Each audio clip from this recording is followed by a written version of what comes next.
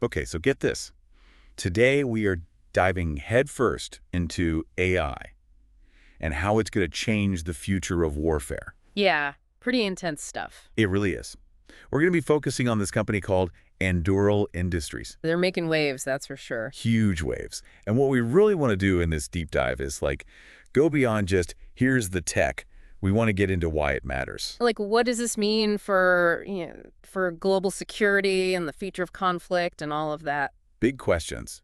So to start, Anduril, they kind of exploded onto the scene back in 2017. Yeah, a bunch of tech guys, right? Yeah, they came from places like Palantir Yeah. and Oculus. Oh, Oculus, like the VR thing? Exactly. Palmer Luckey, the founder of Oculus, was one of the guys who started Anduril. Wow, that's a pretty interesting background for a defense company. Right, and their whole thing was they were frustrated with how slow and stuck in the past the defense industry was. Kind of like old men yelling at clouds kind of thing. Totally. Anduril's like, we're going to shake things up. We're bringing Silicon Valley to the military. And they decided to focus on the cutting edge autonomous systems. So basically machines that can operate on their own with, different levels of human supervision. Because, like, instead of a person flying a drone, the drone just does its own thing. Exactly. But it's not just drones. It's all kinds of stuff.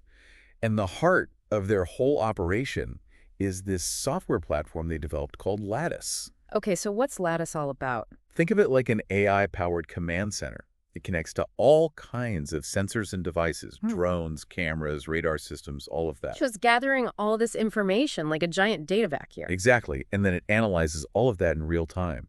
And what's really wild is it creates this insanely detailed picture of what's happening right now. I can see how that'd be super useful for, like, a battlefield situation. Absolutely. And their first big project with Lattice was actually tackling border security. They created this system called Sentry. Sentry, like a guard. Yeah, but instead of a guy with a gun, it's this network of AI-powered cameras and radar. They call it autonomous wall. An autonomous dot wall. Okay, now I'm really intrigued. So instead of concrete and steel, it's using AI to constantly monitor this huge area, looking for any kind of illegal activity. So it can, like, spot people trying to cross the border illegally. Yeah, but it can also tell the difference between, say, a group of people and a herd of animals or vehicles or, whatever. Wow. That's pretty amazing. And get this, it actually gets smarter over time. The more data it collects, the better it gets at spotting potential threats. So it's like it's learning from experience. That's kind of scary, but also kind of awesome. It is, but what's really mind-blowing is how fast they got this thing up and running. Oh, yeah. How long did it take? They went from the initial prototype to having Sentry fully operational in 2.5 years. 2.5 years? That's insane. Most government projects take, like, a decade? Exactly. It really shows how Anduril is doing things differently. Disrupting the status quo. But let's zoom back in on the AI itself. Hmm. One of the biggest challenges in modern warfare is just the sheer amount of information there is to process. Oh, yeah. With all the satellites and drones and sensors and everything, there's just so much data flying around. It's overwhelming. Imagine you're a military commander and you're trying to make these life or death decisions, but you're drowning in this flood of raw data. Yeah. It'd be impossible to make sense of it all. It would be. And that's where AI comes in. It's like a super-powered filter. Right. Exactly. It sifts through all that noise and pinpoints the things that actually matter, the insights that can give you an edge. So instead of getting bogged down in a million details, the AI is like, hey, pay attention to this. Exactly. It's like, imagine the AI flags a sudden change in course for an entire fleet of ships, or it detects a spike in communication between known enemy units. Ooh, yeah, that could be a sign that something's about to go down. Exactly. And it's not about replacing human analysts. It's about giving them, superpowers. So they can focus on the bigger picture, the strategy, rather than getting lost in the weeds. Exactly. It's all about making faster, smarter decisions. It's wild how often when we talk about AI in warfare, we end up talking about deterrence. Right. It seems kind of counterintuitive. We're talking about these super powerful, world-ending technologies, but the whole point is to avoid using them. Exactly. But deterrence has been a core part of military strategy forever, Think about, mutually assured destruction. Oh, right. MAM-AD. Back in the Cold War, the whole, if one side launches nukes, the other side retaliates and everybody gets wiped out. Yeah. Scary stuff. But it created a kind of stability, a stalemate. No one wanted to risk total annihilation. And now AI is kind of being seen as the new nuke, right? In a way, yeah. It's like instead of stockpiling warheads, we're stockpiling algorithms. But is that actually a safer world? Like, is AI deterrence really more stable?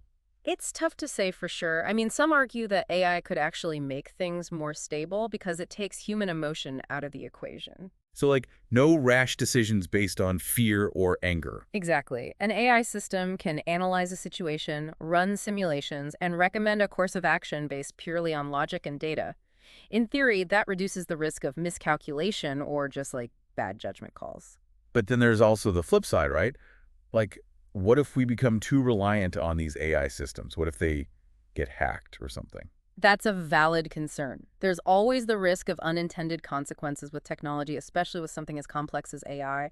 We have to have safeguards, redundancies, backups, and ultimately, humans need to stay in the loop. It feels like there's no easy answer here. AI might make war less likely, but it also might create a whole new set of risks we haven't even thought of yet. And the pace of change is so rapid. What we know about AI today might be completely different a year from now, 5 years from now. It's like we're building the plane as we're flying it. That's a good analogy. And not just the tech, but also the whole geopolitical landscape is shifting. What even is warfare in the age of AI? It's not the same as it was 50 years ago. It's a whole new world. Speaking of which, Enduril's been pretty outspoken about the need to change how we do defense, how we spend money, how we innovate. Yeah, they argue that the old ways are just too slow, too bureaucratic. The military can't keep up with tech if it's always 10 years behind. Right. They compare it to like how fast companies like Apple or Google can move. A new iPhone comes out every year, but a new fighter jet takes like decades. Yeah, and Drill's all about speed and agility. They're trying to bring that Silicon Valley startup mentality to the military. It's like move fast and break things, but with, missiles instead of apps. And they've had some success with that, right? Their whole border security system, the Sentry thing, that was developed and deployed way faster than a typical military project. That's their whole model. Rapid prototyping, constant improvement, working directly with the people who are going to be using the tech. It's a pretty radical departure from how the Pentagon usually does things. So it's like they're proving that it can be done differently. Whether the rest of the military will follow suit, that's another question. It's a huge challenge. Mhm. There's so many layers of bureaucracy and, entrenched interests. But Anduril's definitely shaking things up. Disrupting the status quo. It makes you wonder, though, as we're talking about AI and warfare, what about the impact on the rest of society? Like the tech we develop for the military almost always ends up trickling down to, everyday life. Oh, absolutely. The lines are already blurry. Think about facial recognition, for example. That tech can be used to ID enemy targets, but it can also be used for surveillance in public spaces. That raises a lot of questions about privacy and civil liberties. Or self-driving cars. The same algorithms that guide those could also be used for autonomous military vehicles. So this isn't just a conversation about the future of war, it's about the future of society as a whole. What kind of world are we creating with AI? And how do we make sure it's a world we want to live in? Heavy stuff. And while we're on the topic of, like, the bigger picture, we should probably talk about the economic impact of all of this, because AI and warfare isn't just about technology, it's also about money. Lots and lots of money. Right, we're talking about a multi-billion-dollar industry, maybe even trillion-dollar. This is going to create jobs, drive investment, reshape global markets. It's a huge deal. It's kind of like the next space race or something, except instead of landing on the moon, it's about who can build the smartest algorithms. And it's not just governments. Private companies are pouring tons of money into AI research. Yeah. Venture capitalists are throwing money at any startup that even mentions the words machine learning or neural networks. It feels like everyone's trying to get a piece of the action. But there are potential downsides too, right? Like, what if this just leads to a new kind of arms race? Yeah, where countries are constantly trying to one-up each other with more and more advanced AI weapons. That can make the world a lot less stable, not more. And then there's the whole issue of job displacement. If AI can do a lot of the tasks that humans currently do, what happens to those workers? That's a big question for society as a whole, not just the military. Like, if AI can drive a truck or analyze a legal document or write a news article, what happens to truck drivers and lawyers and journalists? It's a challenge we need to be thinking about right now. How do we make sure that AI benefits everyone, not just a select few? How do we create an economy where everyone has a place, even as technology changes the nature of work. It's a balancing act. We want the economic growth and innovation that AI can bring, Huh. but we also have to make sure it doesn't leave a bunch of people behind. And that's where things get tricky. There are no easy answers. It's a whole new frontier. And speaking of frontiers, there's another aspect of AI and warfare that we should talk about: the impact on the very idea of what a nation-state is. Ooh, that's an interesting one. How so? Well, traditionally, a nation-state has a defined territory, a government, a military, and it interacts with other nation-states on, like, Yeah. a level playing field. But with AI, those lines are starting to blur. You mean because non-state actors like terrorist groups or criminal organizations can potentially get their hands on this technology? Exactly. We're already seeing this happening. Terrorist groups are using drones for surveillance and attacks. Hmm. Criminal syndicates are using AI for cybercrime and money laundering. This is like AI is a democratizing warfare in a way. It's giving more actors the potential to wield power and cause disruption. The whole new kind of threat landscape. Yeah. And it's not clear how traditional military structures or international laws are going to adapt to this. It raises a lot of questions, like how do you deter a terrorist group that's using AI? How do you hold a criminal organization accountable for a cyber attack that was carried out by an algorithm? It's a whole new ballgame. And it's a game where the rules are still being written. It's a bit unsettling, to be honest. Like we're moving into this uncharted territory and we don't really know what to expect. And it's not just non-state actors that are changing the game. AI is also blurring the lines between offense and defense, making it harder to tell who's attacking and who's defending. Right. And that could make things escalate much faster. Like, if one country sees another country developing a powerful AI system, they might feel pressured to develop their own, even if they don't fully understand the risks. It's like a security dilemma on steroids. Yeah. Everyone feels less safe, so they try to build up their defenses, but that just makes everyone else even more nervous, and the cycle continues. And AI could make that cycle spin much faster because the technology is evolving so quickly. What might seem like a defensive system today could be repurposed for offensive use tomorrow. That's a scary thought. It feels like we're losing control, like we're creating something we don't fully understand and can't fully predict. And that's why it's so important to have these conversations, to bring these issues to light and to start thinking about solutions now before it's too late. Right. Because this isn't just some abstract futuristic problem. This is happening right now, and it's going to have a profound impact on all of our lives. Absolutely. And it's going to require all of us, not just governments and militaries, but citizens, businesses, everyone, to figure out how to navigate this new world. It's a daunting challenge, but it's also an incredibly exciting time to be alive. We're literally shaping the future right now. And that's a responsibility we should all take seriously. Okay, so we've talked a lot about the big picture stuff, the geopolitics, the economics, the ethical considerations, but let's get a bit more specific. One area where AI is already having a major impact and is only going to get more important is cyber warfare. Yeah, cyber warfare is already a huge concern, with countries hacking into each other's systems, trying to steal information, disrupt critical infrastructure, that sort of thing. And AI has the potential to make cyber warfare even more dangerous, but also potentially to make us better at defending against it. It's like a double-edged sword. On the offensive side, imagine an AI system that can scan millions of lines of code looking for vulnerabilities and then exploit those vulnerabilities automatically. Or an AI that can create incredibly convincing phishing emails or social media posts that trick people into giving up their passwords or clicking on malicious links. It's like a hacker on steroids. It could do so much damage so quickly. But then, on the flip side, AI could also be used to defend against these kinds of attacks. Imagine an AI system that's constantly monitoring network traffic, looking for suspicious activity, and then automatically blocking or quarantining anything that looks malicious. Or an AI that can analyze past cyber attacks, learn from them, and then predict what kinds of attacks might happen in the future. So it's like AI can help us build stronger defenses, but it can also give attackers more powerful tools. It's a race to see who can use this technology more effectively. And it's a race with very high stakes, because cyber warfare can have real-world consequences. Imagine a cyber attack that takes down a power grid, or disrupts financial markets, or shuts down transportation systems. That's the kind of stuff that could cause chaos and panic, and even lead to loss of life.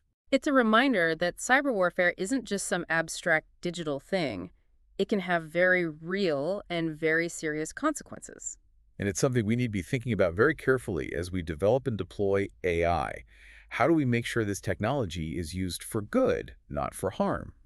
It's a question that doesn't have easy answers, but it's a question we have to ask. Okay, so we've talked about a lot of heavy stuff in this deep dive.